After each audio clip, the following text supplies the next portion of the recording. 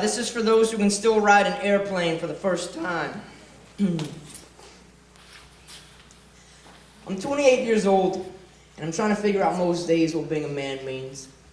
I don't drink, fight, or fuck, but these days I find myself wanting to do all three, and I don't really have a favorite color anymore, but I did when I was a kid, and back then, that color was blue, and back then, I wanted to be an astronaut, an architect, an artist, a secret agent, a ranger for the World Wildlife Fund, and a hobo. And when I was 6 years old, I used to always throw my clothes in my blue and yellow plastic vinyl Hot Wheels car-carrying suitcase and run away to beneath the dining room table.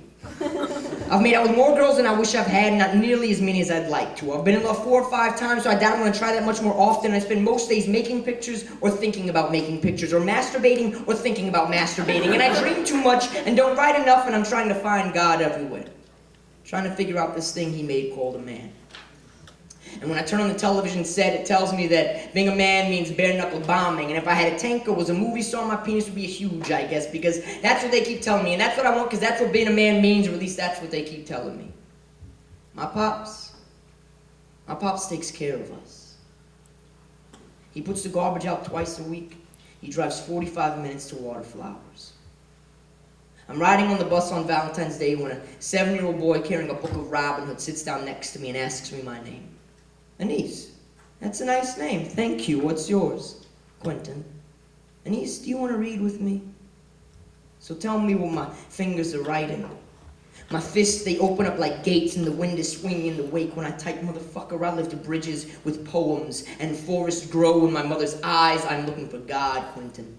While this world says, fuck you for trying, for this world hates your eyes, Quentin, for they are small and pure. And Quentin, this world hates your fingers, for they are little like the stems of flowers, forgetting to pick up the things that you have left behind because you are still learning to do so. I don't drink, fight, or fuck, but these days, Quentin, it's only 2 out of those 3 that I don't do. And I fall in love 4 or 5 times, Quentin, so I don't want to, but I still do. And I want to find God in the morning and in the tired hands of dusk at the mouth of the river and down by its feet. But instead, I drive 60 through residential streets praying to hit children so that they may stay forever angels and may stay forever full of light and night and red and crayons and simple outstretched limbs, trying to pick up way too much, way too fast, forgetting what it means to be a person.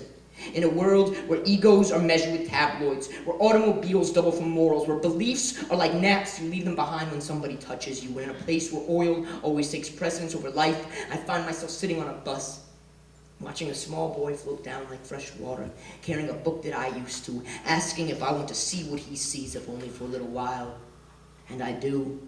And then asks if I want to give to him what I see, if only for a little while. And I read to him, and then says to me he's going to show me the world, and starts reading me the words, his fingers moving beneath the sentences, sometimes not always noticing what is written, sometimes skipping whole lines, because his fingers are moving fast and what they are showing his eyes. And I want to tell him, slow down, Quentin.